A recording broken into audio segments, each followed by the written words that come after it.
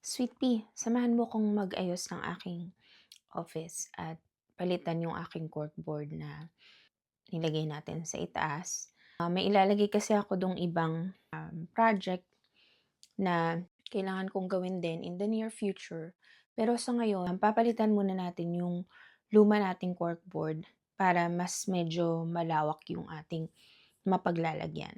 So, samahan mo ako sa aking office ngayong araw at tingnan natin kung paano natin siya malalagay ng maayos sa ating maliit na office.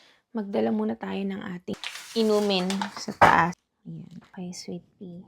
May dala tayong panukat. Ayan, tapos try nating sukatin yung ilalagay nating corkboard sa ating munting office. Medyo malaki yung ating mga bitbit. Guys, tabi muna natin itong ibang gamit natin. So, ililipat ko nga pala yung aking corkboard. Itatabi ko muna yung aking lumang corkboard at ididikit itong ating bago. Nasukat ko na to siya dati. Pero tingin ko kung kakailanganin natin ng panukat, meron tayong daladala. Kuha mo tayong gunting. Okay. Tingnan natin kung paano natin. Meron siyang ways how to hang on the wall. At andito rin yung iba't ibang kulay at style. Ayan. Meron ding mga hexagon na klase. Pero yung ating binili is yung ganitong kulay, di ba? Ayan. So, tingnan natin kung paano natin siya lalagay dito sa ating munting office. So, kung ganito, pwede siyang ganito. Yung iba, ang ginagawa naman ganito. Pero, tanggalin muna natin to guys. Yung mga nakasabit, medyo tricky siya. Pero, sige lang.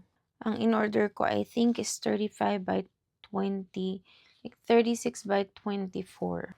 So, mga ganyan kahaba. Pwede na. 36 by 24. Yan.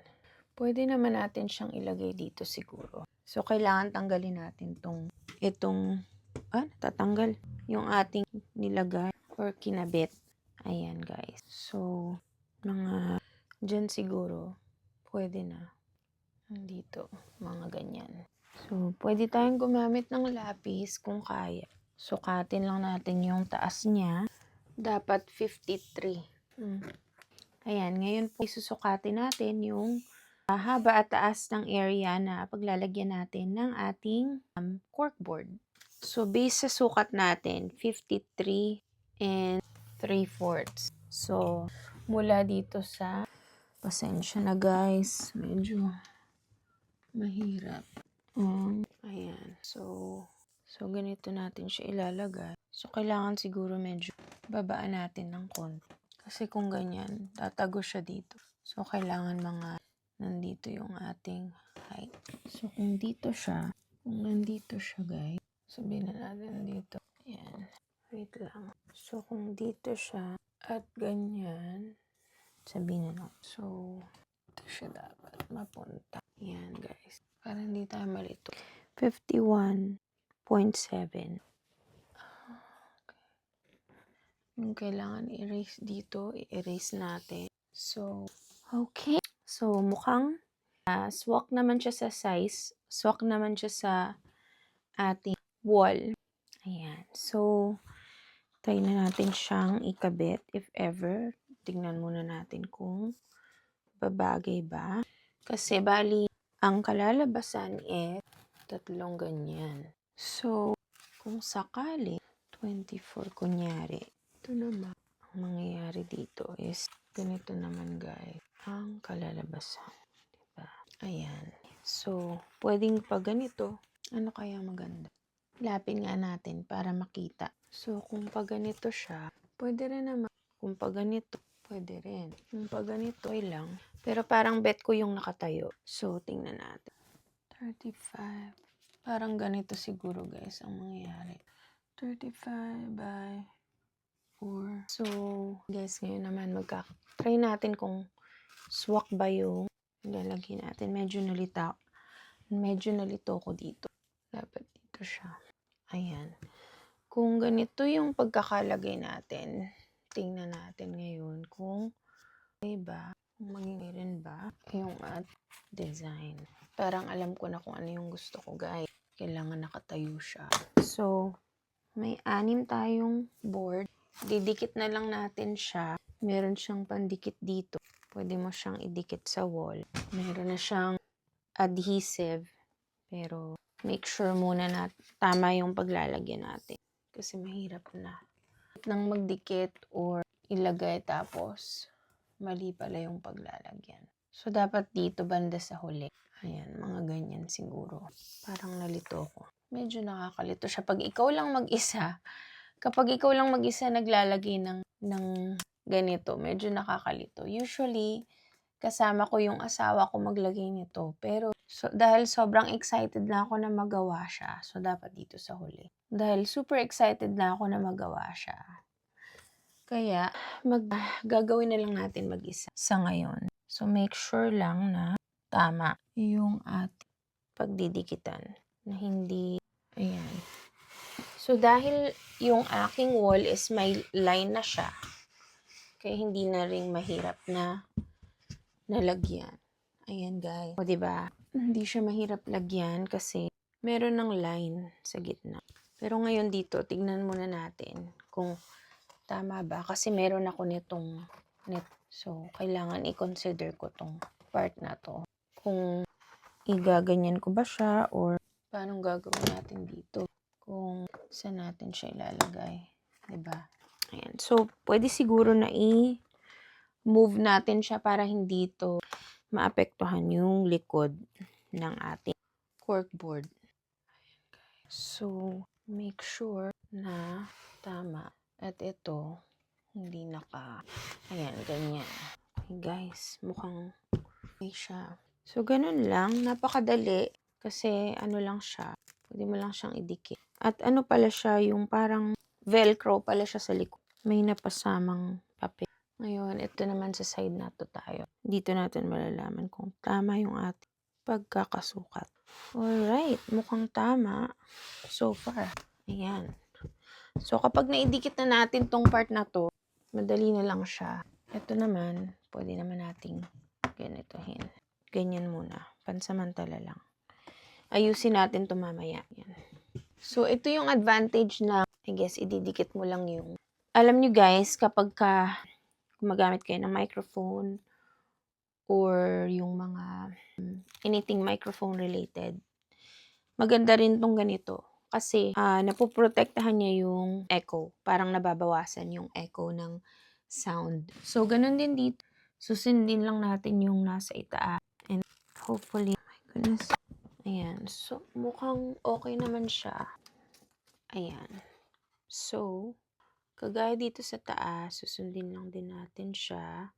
Tsaka yung nasa pinakagilid. And hopefully, dapat walang space. Medyo may space tong isa. Pero pwede mo naman siyang ayusin. Oh my God. Velcro pala siya. Ayan. Kung nagkamali ka, pwede mo naman siyang ayusin, guys. Kasi nga Velcro. O, diba? Mukhang okay naman. And then, last one. Ayan, guys. Last one. O, diba? Isa na lang. At, madali na lang natin tong maikakabit. Hopefully, tama yung pagkakakabit natin. Kailangan walang masyadong space kung sakali. At saka, Velcro naman to siya. Kung nagkamali ka, pwede mo pa rin siyang mai-adjust. So, ang ganda ng pagkakakabit. So, ilalagay na lang natin yung mga ididikit natin dyan na nandun sa yung nasa luma kong corkboard. So, ayan, kasi hindi na kasi siya guys, kasya sa aking lumang corkboard. Kaya, kailangan bumili na ako ng malaki-laki.